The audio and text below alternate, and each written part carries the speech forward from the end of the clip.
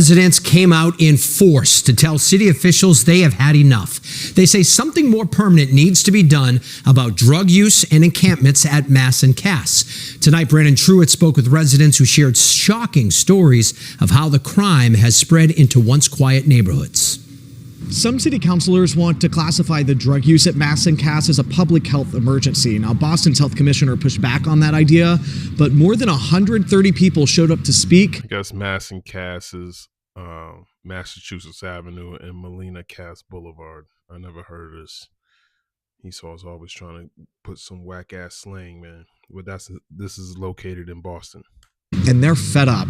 It is ridiculous of what's gone on, and everything has failed. We're being told that it's getting safer, but what I see is an administration trying to redefine what safety means. The room wasn't big enough to hold everyone who came out to share their concerns. A handful of city councilors taking public comments on the drug use at Mass and Cass and its ripple effects. I have even depleted my 401k to keep the restaurant open. We call that methadone mile over here. I have invested everything here and nothing happened. It's been 9 years. Navia Pena says the incessant drug use and behavior that follows has pushed away customers and is now forcing her to close her restaurant that sits right on the corner. Damn. That's like the worst place to put a restaurant. Ain't nobody going over there. That looks like, damn, I never had no Cuban cuisine. I drive by this all the time. Maybe I need to go over there, but it's going to be gone. You got to close it down. Nobody wants to go over there to eat. But many who spoke out say the problem is no longer isolated to just the intersection. It's spread to other parts of the South End. And it's spreading across the whole country, man. You see that happening in L.A. 2 open warrants for violent crimes. Ryan Rogers Hammond says a man broke into her South End home last month and defecated in her living room. Her children, they're eating breakfast. That's crazy, man. Let me start off by giving all praise, honor, and glory to Yahweh Bahashem, Yahweh Shai Bahashem, Rakakwadash. Double honors to the apostles, elders, and bishops at Great Millstone for teaching me this truth. It's your brother Rabbi Knapp coming out with a lesson, Lord's will, edifying to the Lord's elect. You can see, man, how is this place getting better if this is a common thing? I mean, the drugs, you're hearing about it in Philadelphia. You're hearing about it in Oakland, California, San Francisco. You're hearing about it here in Boston. Never mind all these other areas across America where the homeless population, because it's the same thing, man. This place, these are the worms, man, that's talking about. This is a system that's not working, man. Okay? And we're seeing it. We're seeing it start to rot. This is rottenness that's starting to spread. This is the worms that are spread underneath thee. Okay? Let me finish this and I'm going to go to Isaiah 14 chapter. It's on our sidewalks, in our playgrounds, and in my case, my home. Every morning, my 4-year-old son has to either step over a person, a needle, or human waste when we leave our front door.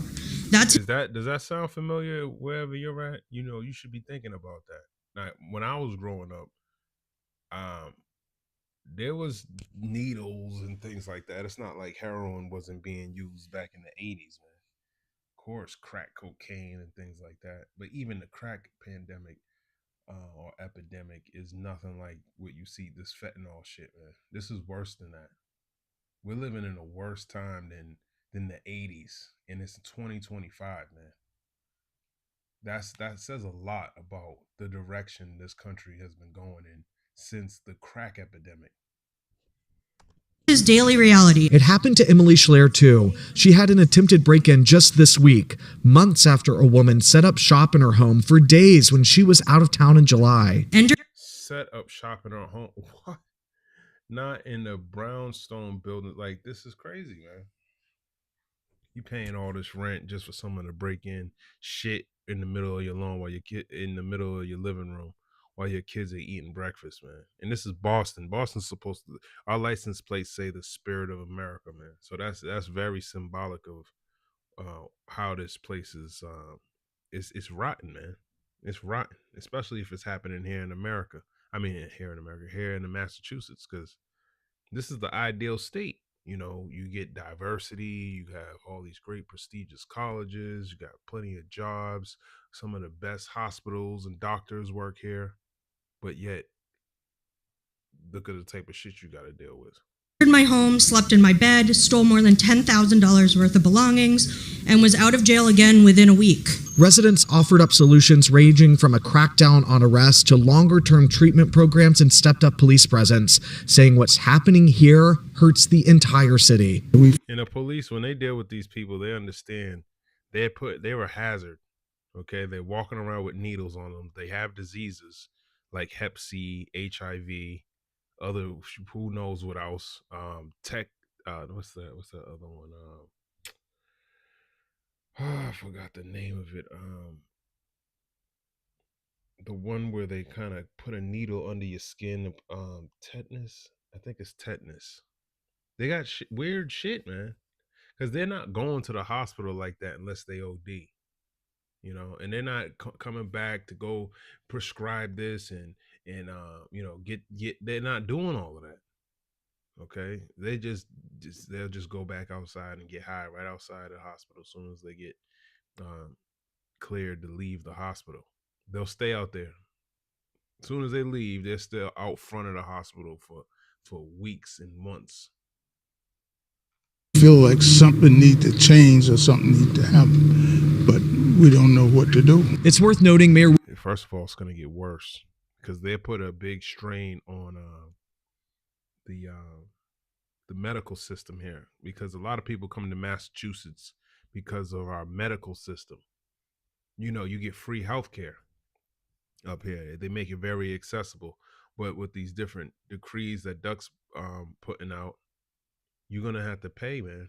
You're gonna have to pay. And if you're getting free health care, you're at the bottom of the totem pole. You're gonna be screwed when it comes to getting health care. They ain't gonna give you shit anymore, man.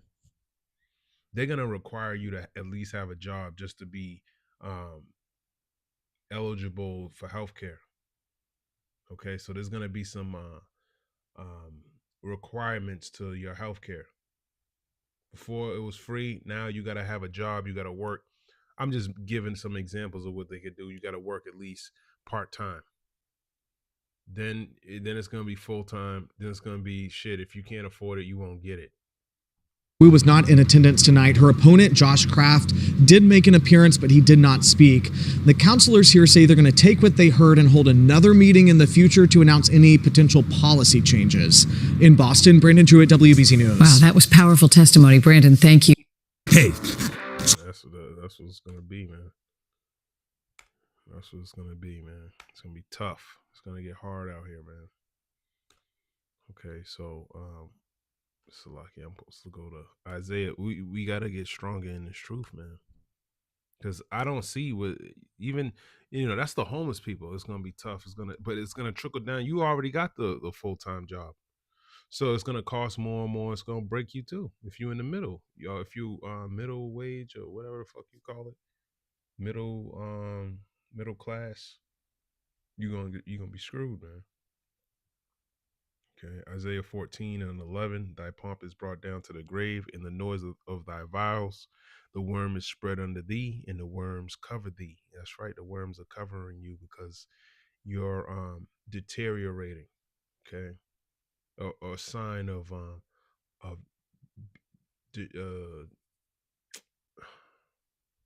decomposing. Okay, that's what worms are. And that's what they represent. They represent a sign, a symbolic of your worms, man. Then not only that, the lack of funding that's going into specific areas. First of all, you can't even buy a house, man. That's another sign of the worms is deteriorating. People you can't uphold this dream anymore of America being the place to go so you can be the best you want to be and all that bullshit. That vision of that is being deteriorated. I mean, the new generation don't even want to work anymore. I forgot they had this acronym that they were using of why they don't even want to work, because they're saying in their heads, it don't even make sense to go work 40 hours plus. I'd rather go smoke weed all day and stay at my mama's house. Okay? As long as I can. Fuck school, fuck work. Nah, let's smoke, let's have fun. That's the mindset. They might as well just have fun. And can you really blame them for those of you who've worked so hard to try to provide food, put food on the table, get a house, pay all the bills, and they're looking at you like you're a fucking idiot. You know? That's how they looking at you, man. Your own kids looking at you like you dumbass. You spent all this time to put me through school and give me some I don't want none of this shit. I don't even want your house. When you die, I'm gonna fucking sell that shit and party some more. First Maccabees chapter 2, verse 61.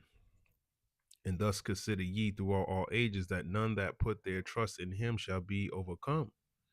Fear not then the words of a sinful man, for his glory shall be dung and worms. That's right.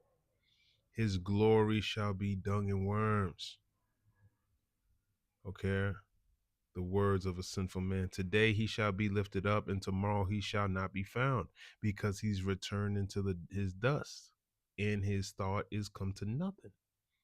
Wherefore you, my sons, be valiant and show yourselves men in behalf of the law, for by it shall you obtain glory. And behold, I know that your brother Simon is a man of counsel. Give ear unto him always, he shall be a father unto you. As for Judas Maccabees, he have been mighty and strong even from his youth up. Let him be your captain and fight the battle of the people. Take also unto you all those that observe the law, and avenge ye the wrong of your people.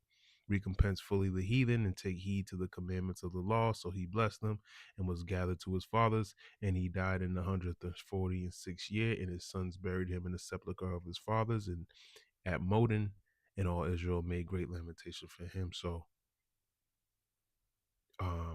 who's I forgot. In the days arose Mattathias, the son of John. Yeah, so Mattathias died. Okay. And he was handing it over to Judas Maccabeus. Okay. So that's the same thing, man. You know, you got to keep the law, man. Be valiant for this truth. Okay. Especially serving the Lord, man. This is the time to be on point with it. All right. And hopefully you overcome, man. I mean, that's preparing yourself for a battle. Now he was preparing for physical battle, but this is a spiritual battle, but the same encouragement applies. Okay. But I'm gonna end it right there. Lord's will, this was edifying. Shalom.